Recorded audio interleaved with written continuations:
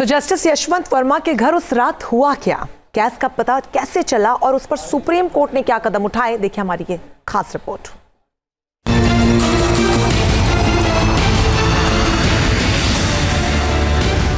Delhi high court के जज यशवंत वर्मा के घर बोरियों में अधजले नोट मिलने के मामले की जांच इन हाउस कमेटी कर रही है। सुप्रीम कोर्ट ने देश के 3 सीनियर जजों की कमेटी गठित की है जो इस मामले के एक एक पहलू की जांच कर रही है। इस कमेटी की जांच के दायरे में वो तमाम लोग हो सकते हैं जिनका इस मामले में डायरेक्ट या इनडायरेक्ट कनेक्शन है। 14 मार्च की रात दिल्ली के तुगलक क्रिसेंट स्थित जस्टिस यशवंत वर्मा के घर से स्टोर रूम में आग लग गई, जिसे बुझाने के लिए फायर ब्रिगेड की टीम वहां पहुंची। इस दौरान 3-4 बोरियों में 500-500 रुपए के नोट के बंडल स्टोर रूम में होने की बात सामने आई। आग लगने से नोट जल गए। सुप्रीम कोर्ट अधजले नोटों की तस्वीरें जारी कर चुका। इस मामले में सुप्रीम कोर्ट ने दिल्ली हाई कोर्ट के जज यशवंत वर्मा से 3 सवाल पूछे। घर में मिले इतने कैश को जस्टिस वर्मा कैसे जस्टिफाई करेंगे? जस्टिस वर्मा बताएं कि घर से जो रकम मिली उसका सोर्स क्या है। साथ ही कोर्ट ने पूछा कि 15 मार्च की सुबह जले हुए नोटों को कमरे से किसने हटाया था। कैश कांड की जांच कर रही समिति के इन्वेस्टिगेशन के सेंटर में ये 3 सवाल रह सकते हैं। समिति जस्टिस यशवंत वर्मा से पूछताछ कर सकती है कि आखिर उनके घर में बोरियों में कैश कहां से आया, कैश को स्टोर रूम में किसने रखा, आग लगने के दौरान जब नोटों के बंडल जल गए किसने अधजले नोटों की सफाई की। इस सिलसिले में ये सवाल भी कम महत्वपूर्ण नहीं है कि अधजले नोट जस्टिस वर्मा के घर के स्टोर रूम से निकलकर घर के बाहर कूड़े तक कैसे पहुंच गए। जांच समिति जस्टिस वर्मा और उनके घर पर मौजूद स्टाफ से ये सवाल भी कर सकती है कि आखिर आग कैसे लगी, स्टोर में आग की चिंगारी कैसे भड़की, इसकी वजह क्या थी। जब आग लगी थी तब जज यशवंत वर्मा और उनकी पत्नी भोपाल में थी। उस वक्त उनकी बेटी घर पर मौजूद थी, इसलिए जांच समिति जस्टिस यशवंत वर्मा की बेटी और उनके सचिव से भी जानकारी जुटा सकती है ताकि सच्चाई तक पहुंचा जा सके।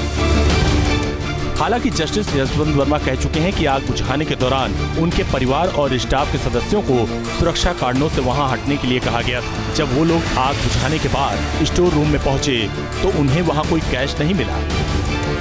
सुप्रीम कोर्ट ने जज यशवंत वर्मा को आदेश दिया है कि वो अपने फोन की कॉल डिटेल्स और डेटा को डिलीट नहीं करें। जांच समिति जज यशवंत वर्मा की पिछले 6 महीने की कॉल डिटेल्स खंगालेगी। खास बात यह है कि न सिर्फ उनकी प्रोफेशनल बल्कि पर्सनल कॉल डिटेल्स और दूसरे कम्युनिकेशंस को भी जांच के घेरे में रखा जाएगा।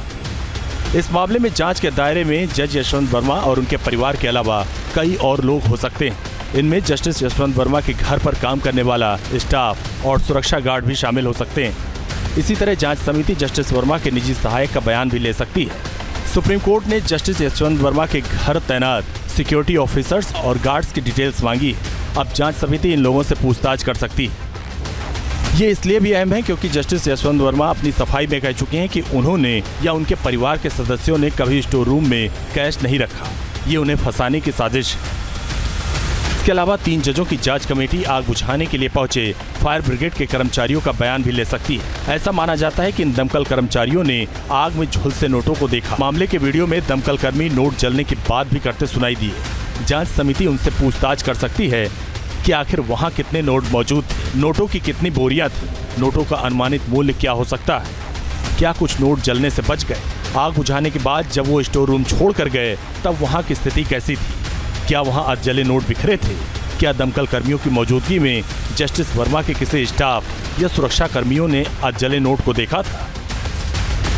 इसके साथ ही जांच समिति दिल्ली फायर सर्विस के प्रमुख से भी सवाल कर सकती है क्योंकि आग लगने की घटना के बाद उन्होंने नोट मिलने की बात से इनकार किया था। समिति पूछ सकती है कि आखिर उन्होंने किस आधार पर यह बयान दिया था।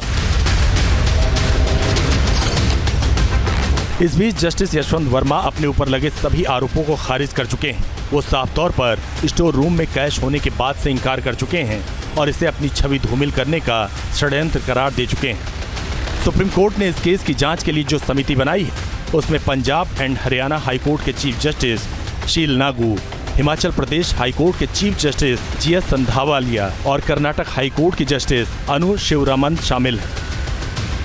जांच समिति पर जिम्मेदारी है कि वो इस पूरे मामले की गहराई से छानबीन करें ताकि दूध का दूध और पानी का पानी हो सके। Team news nation. News nation अब व्हाट्सएप पर खबरों के ताजा अपडेट के लिए न्यूज नेशन के इस QR कोड को स्कैन करें।